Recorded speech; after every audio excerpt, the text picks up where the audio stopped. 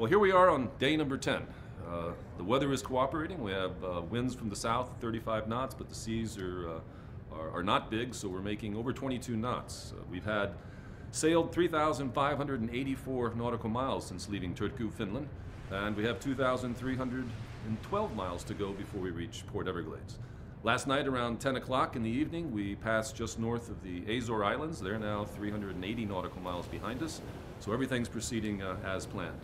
Now I'd like to share with you something that's very meaningful for me and pretty special. I'm not the only captain on board. You know, we have Captain Poot Olsen, who's my co-pilot on the Oasis with the Seas, but we also invited two of our retired captains, Captain Kent Ringborn and Captain Ulf Svensson. They're both sailing and enjoying themselves, and it's just very special to have old shipmates, captains that I sailed with or sailed under during my time with Royal Caribbean. We're spending a lot of time on the bridge, sharing sea stories, talking about old times, and now you're going to have the opportunity to get some of the impressions that they have during this crossing to Port Everglades on the Oasis of the Seas.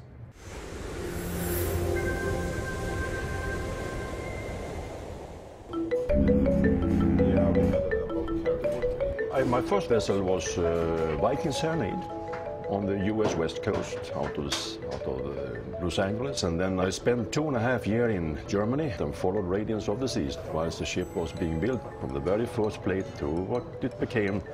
Well, I have served on several of them, and I brought also a brand new ship out, the Grandeur of the Seas, and now I have been invited on board the Oasis for the crossing, and I must say that I'm really surprised how well she behaves. Wow!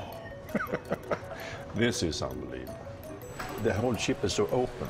I think that concept is something very special. The Aqua Theatre, the boardwalk, Studio B, and of course the Royal Promenade. It's like being in a small village, for God's sake.